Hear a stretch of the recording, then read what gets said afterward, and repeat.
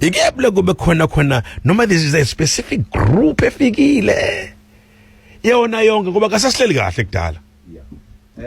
Namanje sisahleli kahle it's just that kukhona izwe nje kuthiwa Nigeria.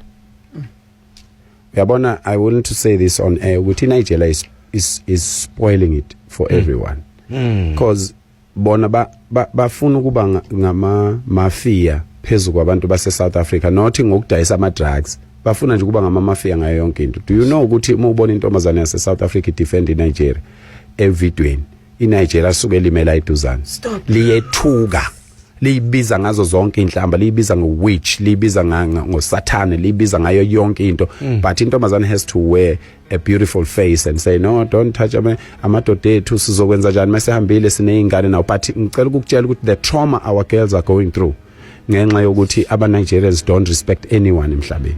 So that's why sithi ake kuhambe wonke umuntu ngoba ama borders ethu awekho right. Ake kuhambe wonke umuntu, asisho ukuthi abantu abezokubuya. South Africa will never finish ama foreigners and will never stop abantu ukuthi bebalekele South Africa, but let us know ukuthi ubani osezweni. Ake kuphume wonke umuntu bese bebuya ngendlela kahleke.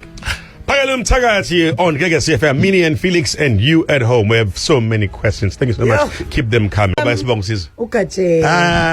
Bonga sobona. Sibingelele mina besilo lapha emsakazweni kaGasi. Yebo siyathokoza Gaje. Usizwe Ndlovu lo wephakela ngila kwaSijula nje kula entubatuba emfekayo la ngikhona. Zingelwayo. Baba ndabandaba mina besilo siyabonga umsebenzi siyawubona muhle niyawenza. Yebo sonke ngibonile nje futhi benikhona la eMtuba ukuthi ke ngakubona nje ukhona la ekhaya eMtuba edolobheni. Yebo. Mhlawumbe nanemsebenzi esiyisebenzayo njengoba esho Felix mhlawumbe asivumelekile nanokubonakala mhlawumbe siyaxoxa emsebenzini yes mangabonakala kuma video. Phakela uzathini umuntu ozothi njengamanje ngomhla ka30 yazi ukuthi asifisi into esayibona yenzeka ngesikhathi sika baba uZuma uyakhumbula. So phakela uma ngathiwa manje wonke umuntu manje South Africa unovalo ngokuthi ngomhla ka30 nizothini mina njengabantu abahamba phambili kulento usisi uJesinta kanjalo ngizwe wena mangathiwa kubona kwenzakala umonakalo eSouth Africa ngoba abantu njengamanje bobheka kwezokuxhumana banovalo ngalento ukuthi nithi ka30 kabhuku eSouth Africa kubi. So umuntu akazi ukuthi kuzobe kwenzakalani uma bengahambile nizokwenzana right. Phakela ngifuna lento icaciso ngoba noma senza ngomcizo sithi abahambe kuphatha induku yethu. Uzothi umunye umuntu sifundile siphinde sihlakaniphe umthetho sisekelo lento abantu bangaphandle phakela ngawuthi usopolitiki uyayazi ukuthi ihambe yopolitiki angiyena sopolitiki yebo osudlulile kuyona ngikhumbula anthi kwaba ikhansela baba ndabanda ungaba ikhansela ungayena sopolitiki. Okay. So okay. Umthetho sisekelo phakela uthini ngalento abantu bokufika? Uthini umthetho sisekelo wase South Africa ngoba noma sikwenza kumele siphinde sibuyele ekuthenini asidayiswa yinohulumeni ngemthetho kwenza umthetho sisekelo ukuthi abantu bokufika ngoba bela eSouth Africa abanganama amaphepha. Ithini lento kumthetho sisekelo wethu? Ngiyathokoza Zingelwayo. Ilula sengiyabhala ilula yenza mhlawumbe ngendlela esiyenza ngayo ukuthi abahambe ngokomthetho ke wezwe umthetho sisekelo wezwe ixini lento izoba lula yini kuthini ngiyabona. Yeah, umthetho sisekelo wezwe yiwo lo ofake bonke laba bantu la ezweni. So ke asixabani nawo sizama ukulekelela wona. Nginganiqinisekisa ngokugcwele ukuthi umuntu ozobe ingxenye yento thina esiyenzayo angeke abenze ububi lapha ezweni. Ngoba izwe lethu lihlehle kangaka nje ukhumbula ukuthi nge-looting kunenqwaba yabantu abashona abantu aba more than 350.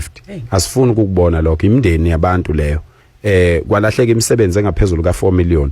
Asifuni ukuthi ka 2 million. Asifuni ukuthi kuphinde kwenzeke into efana naleyo. Sisengakwazi ukulungisa izinto ngaphandle kokuthi kube khona izinto ezonakalayo. Sesikuprovile kulama match nje kade siwenza amakhulukazi, imatch yaseGoli yaba u3 days, imatch ebesethokoza, imatch ebese Eastern Cape. Sesikukhombisile ukuthi singakwazi singabantu base South Africa ukuveza ukungenami kwethu ezikhulwini zethu kahulumeni esiyithandayo okuyizona okuyithina esiyibeke lapha ekhona khona. Siyincenge ukuthi sicela nisilalele bantu bakithi, yithi esinibeke lapha njengoba nisema parliament and imali ezinkulu kangaka, yithi esinibeke lapho. Ngakho ke singeke sikwenze okubi ngaleli langa insizwa nanokuthi kusaqhelile futhi umhla ka30 kuneyinhlelo eziningi ezizokwenzeka eziwukulungiselela umhla ka30 umhla ka30 awuyona event umhla ka30 ayikho into enqunyiwe ukuthi izokwenzeka ngomhla ka30 umhla ka30 umnqamlajuqu othi sicela ukuthi wonke umuntu okufika ebesephumile eSouth Africa ngoba sifuna ukuhlala phansi no Home Affairs sithi Home Affairs sebephumile ke manje iziphi inkinga zakho sicela ukukulekelela Border Patrol sebephumile iziphi inkinga zakho osicela ukukulekelela Navy masosha maphoyisa sifuna ukuhlala nabaholi sihlale nabo phansi ngisho upresident Qobo sihlale naye phansi singakwelekelela kuphi kodwa engekho umuntu ongaphandle I think also ukuphenduleka lapha uSizwe Ndlovu eMtuba manga download nje iApp yethu bese lalela inkulumo ekhethekile bese nayo nesazi somthetho sesekelo okwazile ukidentify ama loopholes ukuthi cha abantu abafika abama asylum seekers abantu abasika i-refugee status uma befika la administratively kwenzakalani and then i sequence of events uthole oqala lento engakubuzi nokubuza ukuthi ufuna iyasala ungene kanjani lokusula uyabo bese beyohlonza ke bona babheka ukuthi ngempela uyadeserve na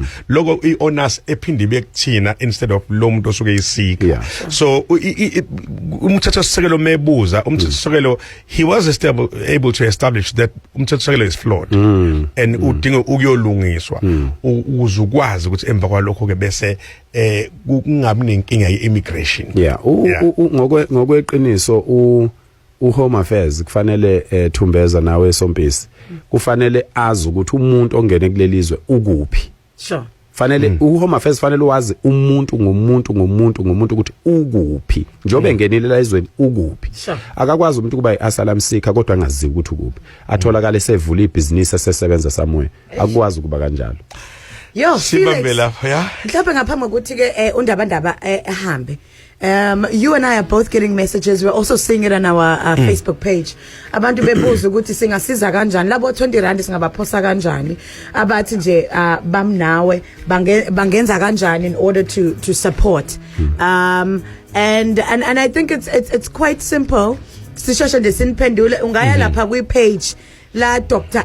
Dlamini Mzimbu Khalimali to poster ikhona lapha kwi page lakhe. It is a pinned post, it is already there and you can then assist ngiright bengithi campaign or the movement i movement into ezohamba iphele lena sekuzoba yithuluzi lokwelekelela uhulumeni impilo zethu sonke sizosihamba emhlabeni nezingane zethu izinsizwa izojoina la sibuyisa idignity yamadoda sibuyisa amandla amadoda okufanele awasebenzise ekwakheni izwe nakwelekelela uhulumeni nothi amadoda aphilela ukubulala abantu besifazane nokona nokwenza izinto ezingafanele so i-movement into esuka izohamba idlule ngoba isuke izobheka a specific problem thina njengamanje sizobheka izwe sizohlala sikhona sizosho ukuthi ubani ofanele abe umongameli sizosho ukuthi ubani ofanele abe ikhansela ngoba kufanele kuthathwe noma ubani umuntu ohlulwe amatoho abuya zoba ikhansela ngoba njengoba ehlulwe ukusebenza nje usazohluleka ukuba ikhansela so sesifuna abantu ke manje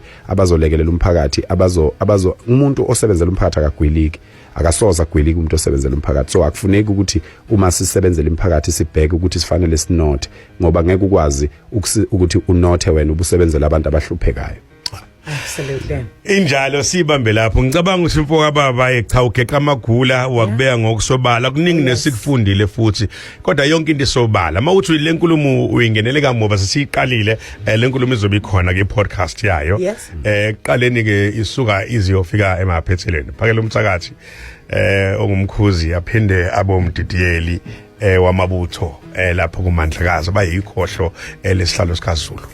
Sibonga kakhulu mfowethu. Siyathokozela nabenkosi uNkulunkulu anibusise abantu base South Africa ababe nethemba ababuyelwe ithemba izwe likhulu kunathi wonke umuntu ufuna kube khona iqhaza lidlalayo ukwelekelela noma iqhaza libambayo ukwelekelela izwe ukuthi alibe lihle lelizwe lihle kabi lihle ngendlela eyisimanga linothe ngendlela ukuthi lingakwazi ukunikeza umuntu wase South Africa u1 million njalo ngonyaka impilo yakhe yonke so ke siyizo zonke izinto esiyogcina singena kuzo lezo ukuthi umnotho wethu awukuyeka ukhanjiswe emazweni angaphandle ke kucingwa indlela yokuthi leli golide leli diamond konke lokho kumbiwa phansi nokutholakala ngaphezulu komhlaba ayikho indlela ukuthi kungenza ukuthi kunotice umuntu wase South Africa ukuze ingane yase South Africa ingagcini ibe subjected to ubugebengu ngenxa yokuthi ayazi ukuthi kufanele yenzeni uNkulunkulu uyalithanda lelizwe uNkulunkulu weseko okuhle uNkulunkulu ngasonke isikhathi wenza umuntu ozamayo aphumelele lapha sizophumelela noma kanjani